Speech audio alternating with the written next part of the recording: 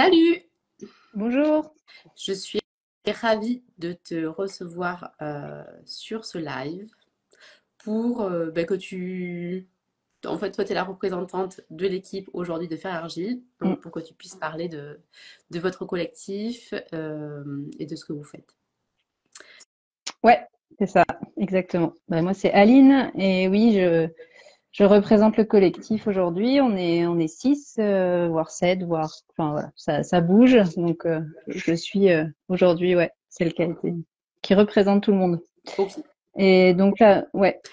Donc, pour commencer, est-ce que tu peux nous parler de Faire Argile, un peu de la naissance de ce collectif et de toute la philosophie qu'il y a aussi derrière, parce que vous êtes quand même un collectif qui est engagé, Mm. donc vous avez quand même des valeurs qui sont assez fortes.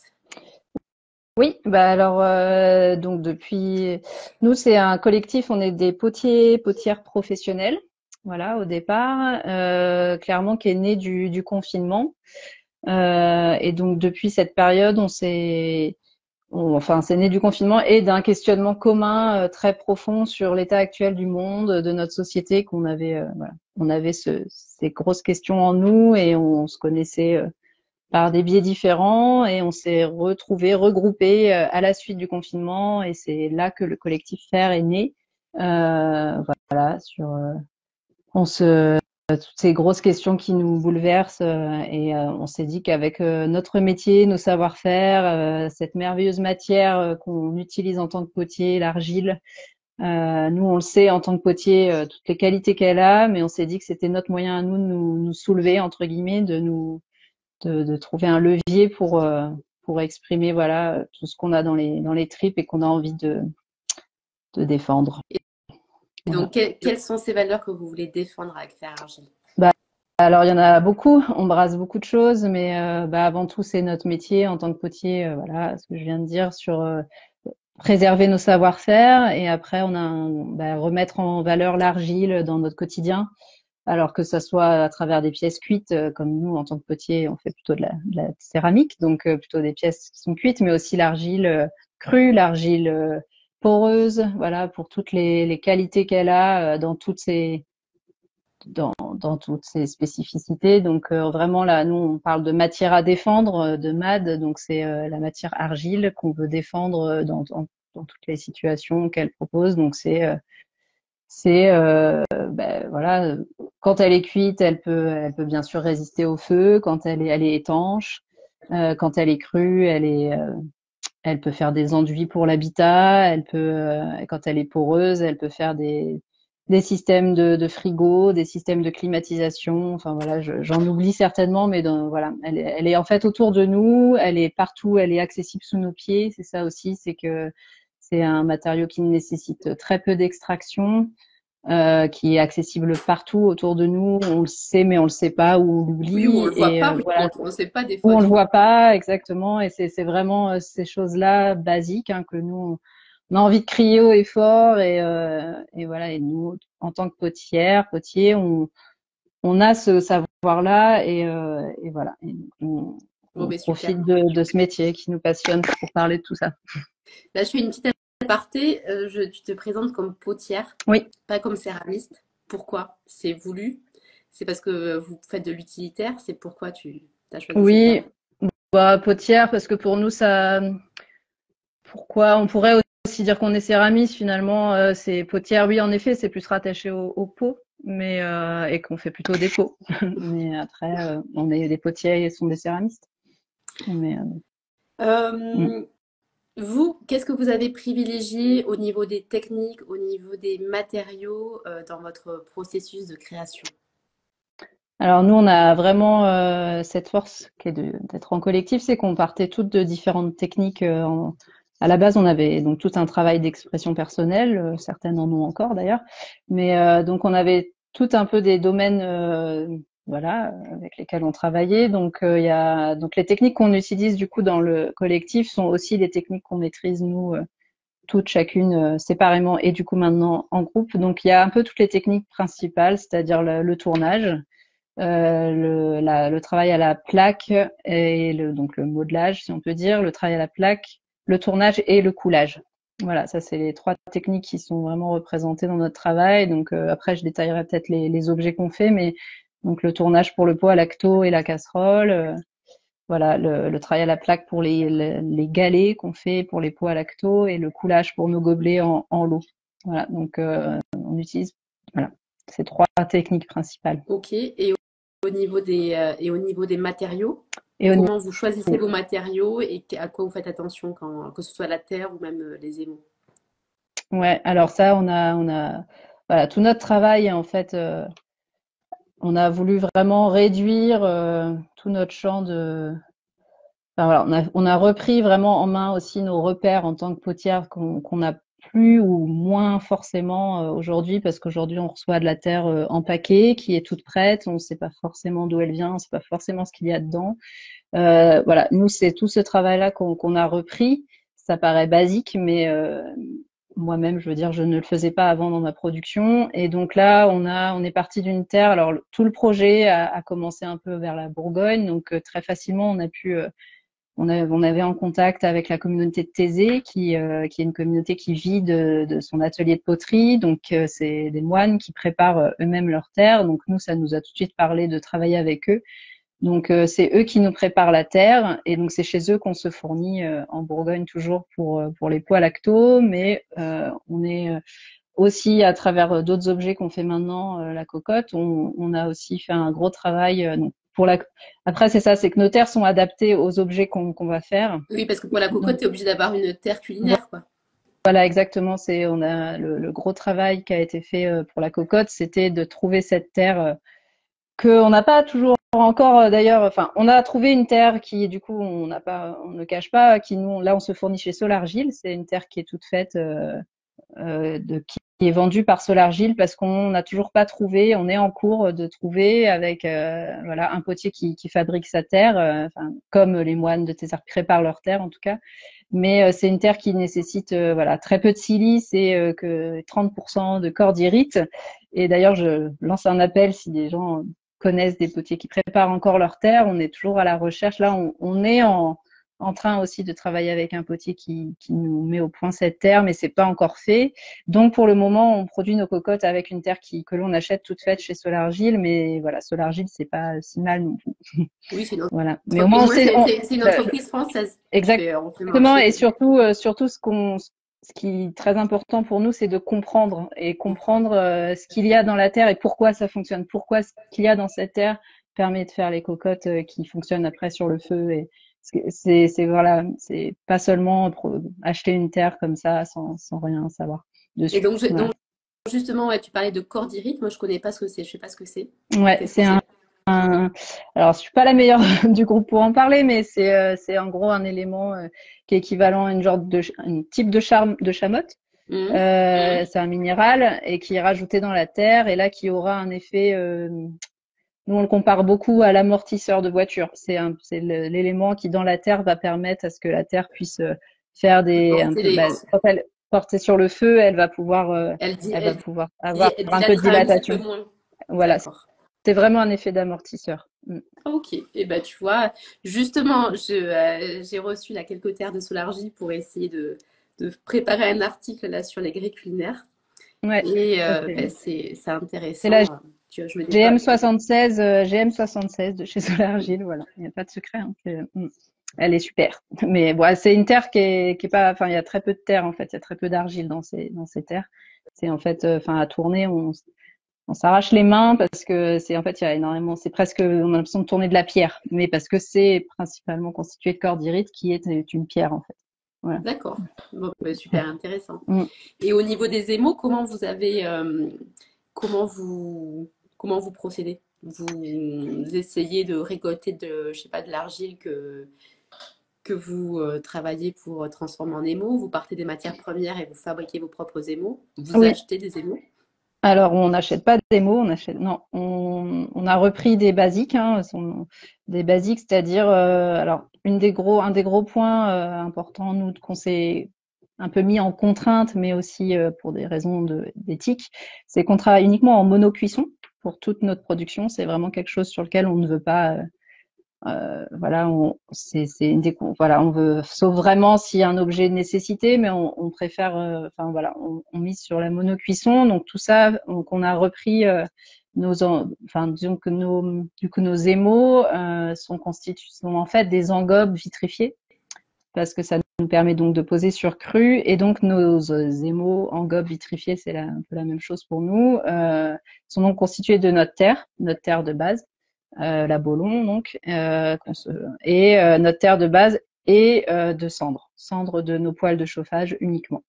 Et donc c'est que de la récup pour les cendres et de la récup entre guillemets de nos tournassages, de nos gratouillages de pièces, tout ça on le repasse pour faire nos émaux. Et en fait juste la différence de ce qu'on brûle chacune dans nos différentes régions permet différentes couleurs. Et ça c'est des basiques voilà Et qu'on n'a pas inventé. vous faites attention à chacune avoir des bois différents ou vous récupérez vos cendres.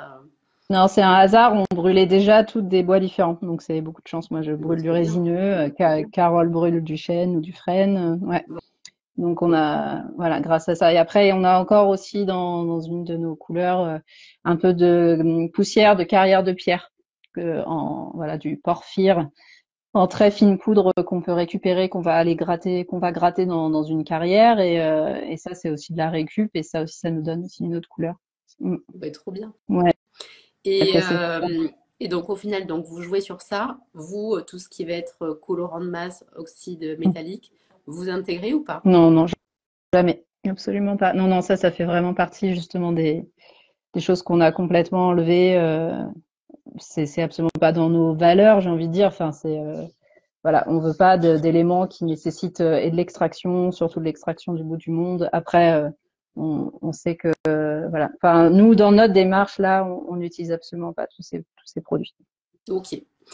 Mm. Donc vous êtes un collectif, comme tu disais, ben, la force de votre collectif, c'est que ben, vous avez des savoir-faire différents. Comment est-ce que vous faites ben, pour mettre en place les pièces que vous proposez? Quel est votre processus de création commun? Alors, bah, je crois que c'est la vie quotidienne qui nous donne à toutes de l'inspiration, on va dire, la société. Enfin, donc comment on met en route vraiment le processus de création, c'est un peu dur de répondre parce que c'est un peu venu comme des évidences. Chaque objet, le pot à lacto qui est le premier pot la premier objet qu'on a mis en place, qu'on a créé, on va dire, enfin qu'on n'a pas créé parce que ça existait déjà. C'était vraiment parce qu'on se questionnait. Voilà, nous, en fait, tous nos objets à chaque fois ont un peu une double fonction. C'est que c'est un objet, mais surtout une fonction, un usage. Et c'est à ça qu'on réfléchit. Et par ces objets, c'est comme ça qu'on transporte notre message aussi. Et c'est notre levier de lutte pour parler de choses dont on a envie de parler. Et c'est là qu'on dit qu'on est au service de la société dans ce qu'on fait. Enfin, pour nous, on veut un peu dire ça. Et donc, le poids lacto, c'est parce qu'on avait envie de parler de bonne santé, de bien manger, de conserver enfin, ça nous a permis, voilà, de remettre au goût du jour cette technique ancestrale de conservation sans cuire et voilà, juste en mettant du sel, de l'eau et des légumes. Voilà, ça nous a pas. En fait, c'est un peu comme ça. Alors, qui amène l'idée on ne sait pas vraiment. C'est des gros. On parle énormément, on brasse énormément de sujets de la vie en général, hein, j'ai envie de dire. Et c'est ça notre création finalement. Et chacune, par sa vie, parce qu'elle, voilà, le pot à lacto, c'est vraiment né, ouais, par, je sais pas, on parlait potager, on parlait légumes, conservation, qu'est-ce qu'on fait de nos légumes, même quand on est même en ville avec un panier de légumes ou des fois on sait pas quoi faire de ces légumes. Bah voilà, en fait ça et surtout les bienfaits de la lacto, on s'est renseigné là-dessus et on a eu envie de parler de ça. Après les gobelets en l'eau c'est encore autre chose, la cocotte c'était aussi encore autre Et chose. alors pourquoi les gobelets en l'eau? Alors les gobelets en l'eau c'est vraiment venu d'un énervement général de cette production d'éco-cup dans les festivals. Nous, on est aussi un collectif, forcément, on est un peu euh, pas contente, énervée contre le plastique qui nous entoure énormément et cette absurdité de ces gobelets qui soi-disant sont écolos, éco-cup. Enfin, c'est absolument pas écolo. Maintenant, c'est plus que prouvé que c'est un carnage au niveau de la production et de tout ce que ça de tout ce que ça transmet, et le plastique et aussi la pollution qui est de produire ces gobelets. Donc c'était en réponse à ça. Du coup, c'est pour ça qu'on les vend en lot. C'est pour voilà, c'est pour parler aux associations, aux festivals, à tous ces gens qui n'auraient pas encore leur gobelet. Hein. Bien sûr, on va pas jeter ceux qui sont déjà fabriqués. Hein, c'est pas ça qu'on dit non plus. Et on sait bien que c'est pas les mêmes qualités. Enfin, Oui, on sait que ça peut faire, voilà. Mais après, en tout cas, c'est en réponse à ça et pour les collectivités, les assos, les cantines, les bistrots, bien. voilà. Et les Ouais. cocottes? Et les cocottes, alors là, les cocottes, on avait déjà pensé à cet objet dès le départ à Cluny, dans le premier laboratoire qu'on a fait quand on a lancé Faire Argile. C'est un objet qui est tellement commun dans nos cuisines. Voilà, cuisiner dans une casserole, voilà, c'est quelque chose qui nous entoure aussi au quotidien. Alors la cocotte, elle était déjà depuis longtemps et en fait c'est l'année dernière, on a été invité par la Maison de la céramique de Dieulefit qui a une tradition de casserole, enfin de pot de pot de, de casserole quoi dans cette voilà et donc on a été invité là-bas toute l'année pour travailler pour remettre au point une casserole, ce qu'on a fait avec d'autres potiers. C'est d'ailleurs comme ça qu'on a grandi le groupe et donc l'objet est donc réarrivé plus vite peut-être que prévu et c'est super grâce à la maison de la céramique mais voilà et donc pourquoi la cocotte donc c'est un peu revenu par rapport à cette histoire de Dieulefit mais aussi quand on s'est mis à la mettre au point, on s'est dit quelle cocotte on veut aujourd'hui en 2023, 2024. Nous, on avait vachement envie, comme le poids lacto, de par ce biais-là parler d'autres choses. Et donc, c'était comment cuisiner, qu'est-ce qu'on cuisine. Et donc, s'est beaucoup intéressé à la cocotte, à la cuisson norvégienne. Je sais pas si vous connaissez, c'est un mode de cuisson qui permet de cuire avec beaucoup moins de dépenses d'énergie. On met juste à ébullition nos légumes ou nos légumineuses et on coupe le feu tout de suite, même des pâtes, ça fonctionne. Et ça permet après, en mettant la casserole dans un pull en laine, dans une couverture, que la cuisson se poursuivent toutes seules. Et Avec ça l'inertie de la permet, chaleur? voilà, avec l'inertie de la chaleur, et ça permet donc une cuisson douce qui est excellente pour garder les bonnes saveurs des aliments, tous les vitamines, et ça donne un goût, voilà, un goût aux aliments exceptionnel. Et le fait qu'elle soit en grès, là, même nous, on est encore surprise presque au quotidien, tellement enfin vraiment, elle est en plus d'elle-même elle a énormément d'inertie et limite pour certains plats, il n'y a même pas besoin de l'emballer dans de la laine derrière. Donc juste le fait de monter à ébullition. Et donc tout ça, ça a été vraiment un parti. Quand on a compris ça, qu'on pouvait faire avec le grès, le fait qu'elle soit en grès, que ça la permette ça, on a tout de suite voté pour cette cocotte-là, quoi. Donc Ouais, voilà. trop bien ça. Mm, ouais. Comment ça se passe? Parce que donc là, toi, tu fais partie du collectif, vous faites partie du collectif. Est-ce Mhm. que est-ce que ça vous prend le temps complet? Est-ce que vous bossez en parallèle chacune sur votre production? Et comment est-ce que vous découpez en fait votre temps entre collectif et production perso? Alors, ça va dépendre des personnes dans le groupe. Mais en même temps, bon bah nous, comme je disais au tout départ, hein, faire argile, c'est un travail qui est militant, c'est un travail qui est engagé, et en fait, on compte pas vraiment notre temps parce que de base, je crois que c'est ça qui nous réunit toutes, c'est un profond sentiment, enfin général, qui va s'appliquer à toute notre vie. Donc le temps, disons que pour faire argile, je sais pas, c'est tellement complètement en accord avec nos façons de vivre à toutes là, en tout cas, qu'il y a énormément de choses, ce que je veux dire par là, qu'on fait pour faire argile au quotidien sans même se rendre compte que c'est pour faire argile qu'on le fait. Après, dans le côté plus pratico-pratique, on va dire, on n'est pas tout au même niveau. Si je parle personnellement, moi, je continue encore une partie de ma production personnelle que j'ai vraiment réduite, mais parce que je trouve plus de sens ou en tout cas du sens, beaucoup de sens à plutôt faire argile aujourd'hui. Après, certaines donnent encore des cours, d'autres plus du tout. C'est très aléatoire selon chacune. Enfin, ça a changé et ça rechangera encore d'ailleurs plus moins selon un peu la vie de chacune. S'il y a voilà, des bébés qui arrivent, des choses qui La la vie, vie quoi. quoi. Voilà. Et Voilà. donc je sais, donc quand j'avais reçu Myriam là sur YouTube, Elle m'avait dit, de ce que je me rappelle, que vous vous retrouviez en gros tous les 3 mois. Là, c'est toujours un peu le cas. Il y a toujours des grosses sessions où vous vous retrouvez, ou est-ce que c'est plus un travail régulier à l'année? Alors, tout ça bouge beaucoup. On n'a pas, je pourrais pas dire aujourd'hui que c'est tous les 3 mois. C'est vraiment très changeant. Voilà, la première année, c'était un peu lead. On a testé plein de choses. On a testé aussi de se voir tous les mois, ce qui fonctionne pas trop, parce que je rappelle qu'aussi on est dans différentes régions, toutes assez éloignées, donc c'est une petite organisation. Non, quelque chose qui est très fixe et qui vraiment fait pas, c'est qu'on s'appelle tous les lundis matins. Ça, c'est quelque chose qui, voilà, tous les lundis matins à 9 heures, on est au téléphone toutes les 6 autant que possible, ou 7. Enfin, je veux dire, ça change un peu. Ça, c'est quelque chose qui est fixe. Après, on se réunit, ça va dépendre en fait. On n'a pas encore eu, on est encore très jeune en fait. On a 3 ans d'histoire et donc voilà, tout ça c'est un peu enchaîné. On n'a pas déterminé un fonctionnement encore, disons précis. Et d'ailleurs, ça nous va bien, je crois. Ce qui revient, c'est ces réunions du lundi matin et une session collective d'été d'une quinzaine de jours. Ça, pour l'instant, on a fait ça tous les étés. On se réunit 15 jours. Et après, bah, l'année dernière, on s'est beaucoup vu parce qu'on avait ce projet avec la céramique, la maison de la céramique de Dieulefit, qui nous a beaucoup réunis. Après, là, on était le week-end dernier à l'entrepôt à Besançon, qui nous ont accueillis pour 4-5 jours. On a pu se réunir pour travailler également.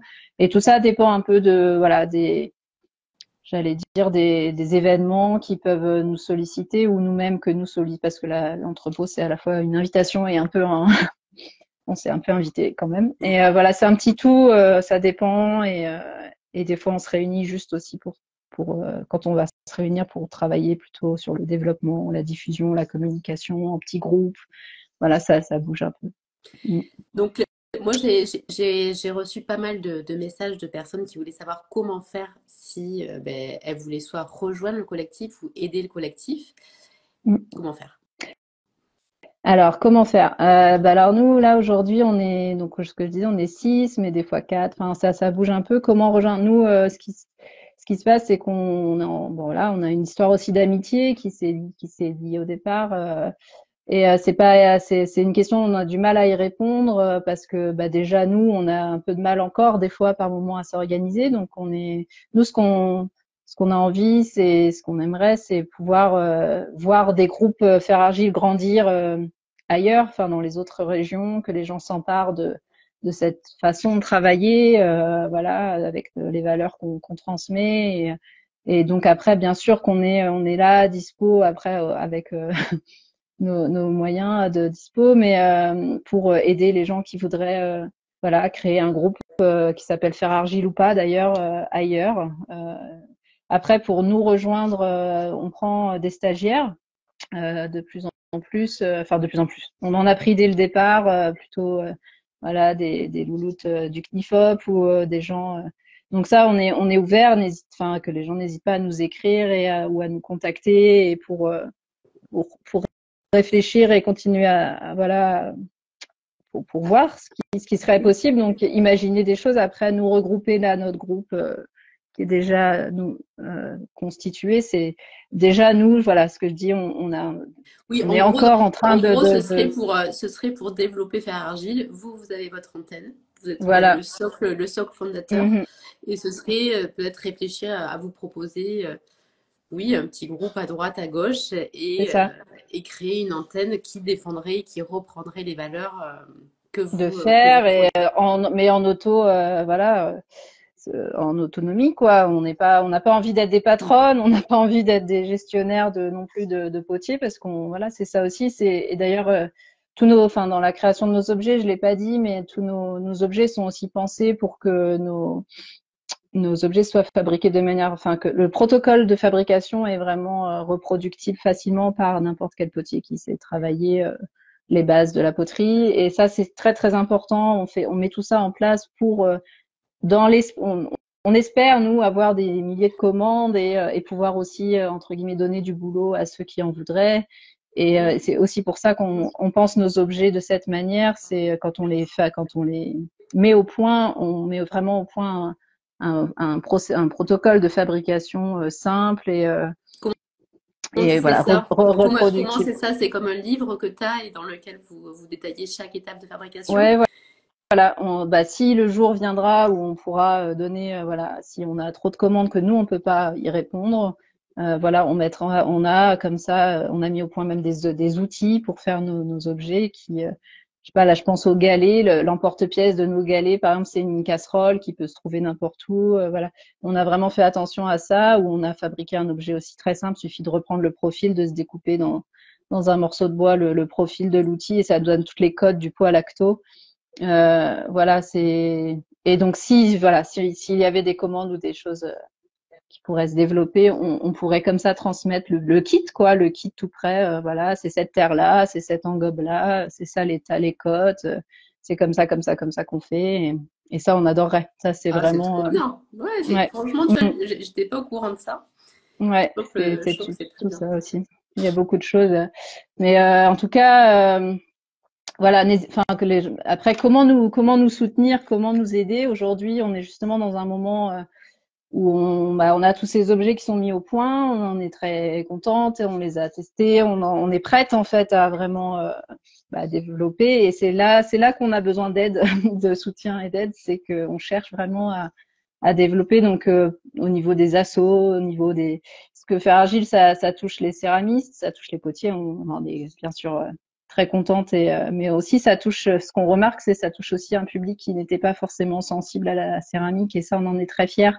Ça touche voilà, on remarque quand même ça parle à des gens qui voilà qui n'avaient pas forcément qui n'étaient pas dans le monde enfin nous on le remarque par rapport au voilà au monde céramique et du coup, c'est voilà, nous, ce qu'on veut avec faire, c'est aussi toucher, et c'est là qu'on peut peut-être nous aider, enfin que vous pouvez peut-être nous aider, les gens qui nous écoutent, c'est voilà, dans vos biocoop, dans vos assos, dans voilà, parler de fer, des gobelets, des cocottes ou des pots.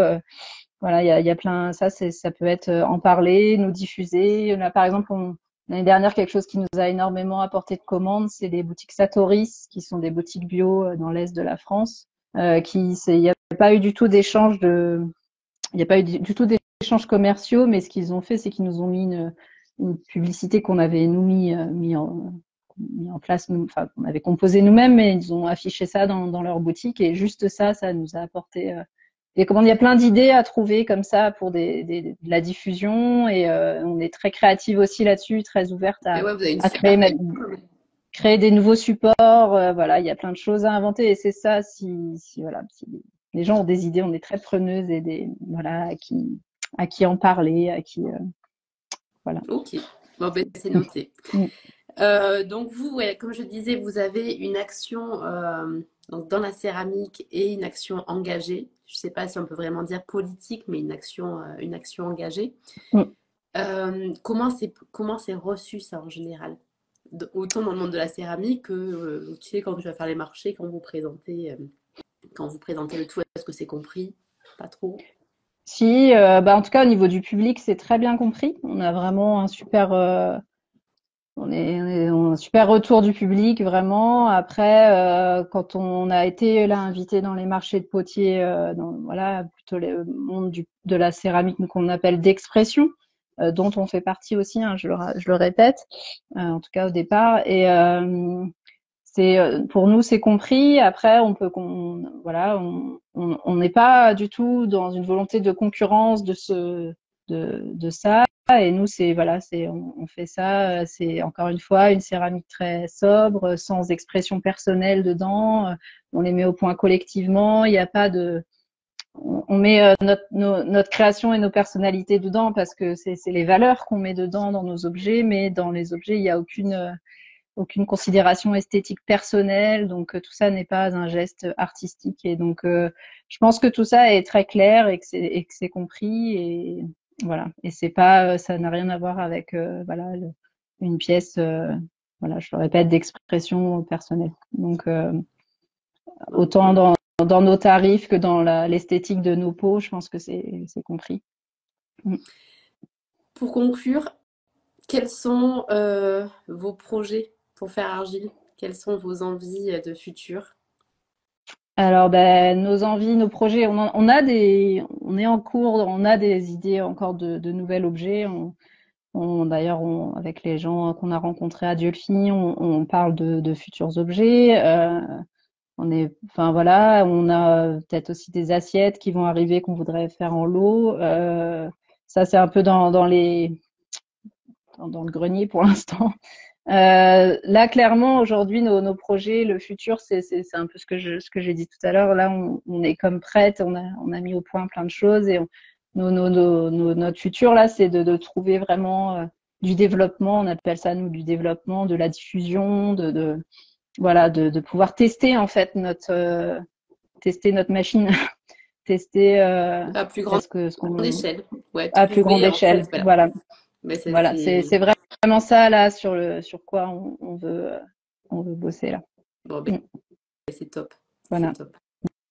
Bon, ben, en tout cas, ben, merci d'avoir pris ce temps de Bah, parler de vous. merci à toi. Mm. Merci beaucoup, c'est super Merci de sympa. faire ça pour la Mm. céramique. Franchement, tu vois, c'est une belle voie, je trouve, qui Bah nous aujourd'hui est au ça poil nous rend très très heureuses. Ouais, Mm. ben, je veux bien croire. Et à Mm. tous ceux qui ben, sont intéressés pour les aider, vous avez compris, il y a pas mal de pistes Mm. possibles.